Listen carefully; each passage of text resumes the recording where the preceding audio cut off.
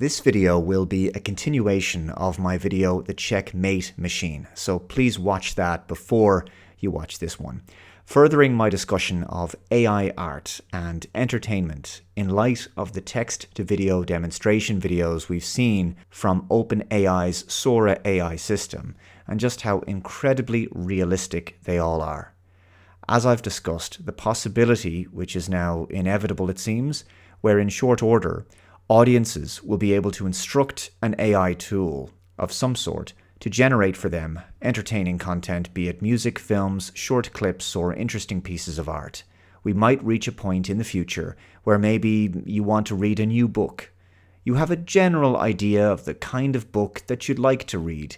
Maybe an interesting whodunit murder mystery based in London, 1930, with an interesting series of twists in the style of an Agatha Christie novel. The AI will go off and quickly generate a novel for you, approximating and synthesizing similar stories to produce something new, but clearly based on books that have gone before in that genre. The same will be true in live action.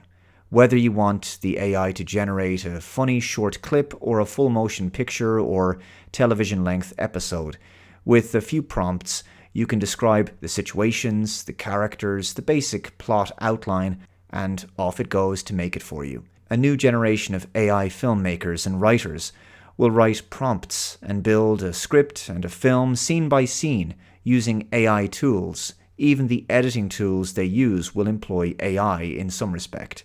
So this is obviously a recipe for unlimited content generation, and content is the key word here, because since the advent of the internet, and in particular social media and streaming services, there's an insatiable appetite for content, for stuff.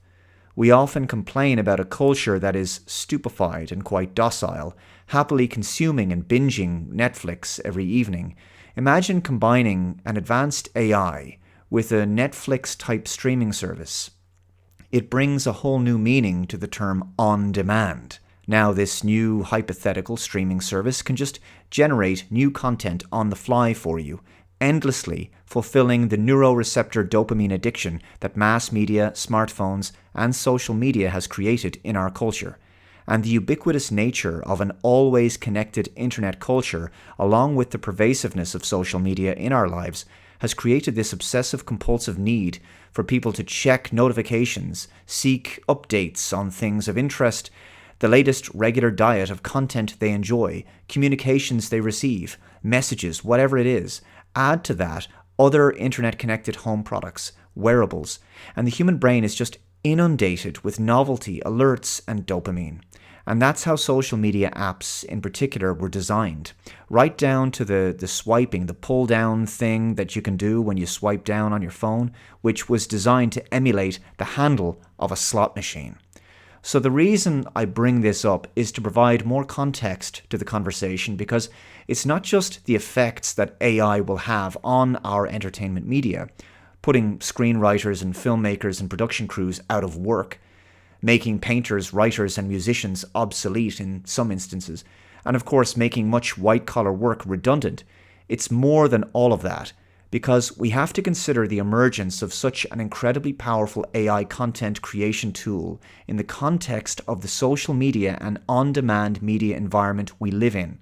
There's already an enormous amount of low-quality content to consume rather than outright quality, a high noise and low signal ratio. Imagine how much worse the noise and poor quality content becomes with the advent of an AI user-generated content machine. How much screen time and social media use is in a young person's life these days? A young generation growing up with their heads buried in smartphones, with all manner of distracting and engaging apps capturing their attention, filling their heads with stuff. So it's created this need for habitual visual stimulation and instant gratification. Now imagine how much that can be satiated by an AI that can literally create anything you want, like the holodeck from Star Trek. But the thing is, what the AI will do is largely derivative. Now that doesn't seem to bother most people. I mean, look at the quality of films and TV shows coming out of Hollywood these days. It's simply copy and paste plots, cookie cutter scripts and stories. It's felt very assembly line-like, very mass-produced for a long time. So if the masses have been acclimated to watching stock standard films and TV shows for many years, scripted fiction that just ticks the boxes in terms of basic delivery of novelty and lowest common denominator entertainment, then it stands to reason that AI will be used to create yet more low signal and high noise. More low quality, quick fix, fast food escapism to satiate the appetite for new product. Now there is an upside to this, I believe. I think we'll enter a point, as Robert Meyer Burnett has described, that the currency of the future will be authenticity. Now, as a friend of mine pointed out recently when we spoke about this, the AI cannot truly innovate and do unexpected things, so it lacks the true God-given human spark of ingenuity and creativity. After the AI magic trick has been done enough times, after we take it for granted that we have an AI technology that can churn out infinite amounts of substandard, unimaginative and derivative stuff, there will be a market for something different, because although it's amazing to have such a powerful AI tool, the AI cannot produce original stuff that genuinely amazes. It can only make stuff that is essentially an approximation of what human beings can make. So although human beings can't compete with the speed of the content output of the AI, they can better it when it comes to artistic flair and imagination. And moreover, the imperfect nature of human creations is what will be a key selling point of human-made entertainment and art in the future: authenticity that cannot be faked.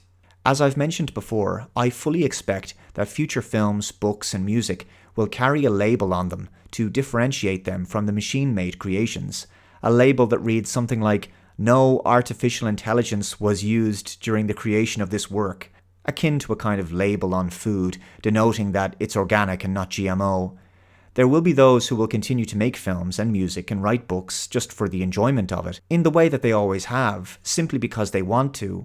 They want to experience every stage of the creative process of the production of an artistic work, because they can, to prove to themselves that they can do it, and because of the sense of satisfaction and accomplishment that it brings to them. There is zero sense of accomplishment with inputting a series of prompts into an AI and having it spit out a generic superhero movie that titillates and placates for a period of 2 hours and is then quickly forgotten.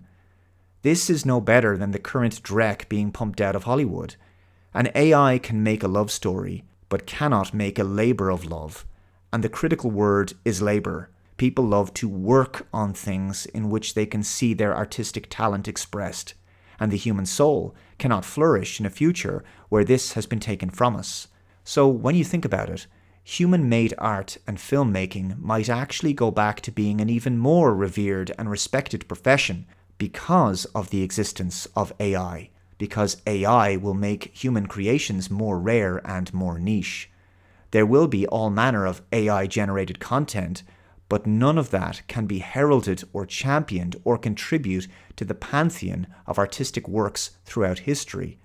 So for those with a more discerning palate, who are unsatisfied by the sameness and predictability of AI and want a more refined experience, who value the merit of human industriousness and artistic craft, they will choose the human-made media, the media that required skill and hard graft, which will likely have to become more clever and inventive as a result of competing with AI media. But the only stumbling block, of course, will be money. AI doesn't need any money whatsoever, whereas human films and TV shows will require funding, and in this respect will not be able to compete with AI on a level playing field. So I still have hope that human creativity can endure, because people will always want art with true soul and heart behind it. But ultimately, we should never have touched this Pandora's box, because we're now having to unnecessarily compete with a tool that should never have been created. Let me know your thoughts in the comments below. Thank you very much for listening to this video. Take care, and I'll see you next time. Bye-bye.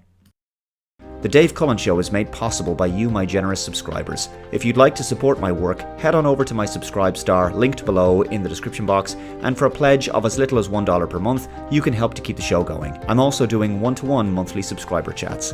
Thanks again. Take care.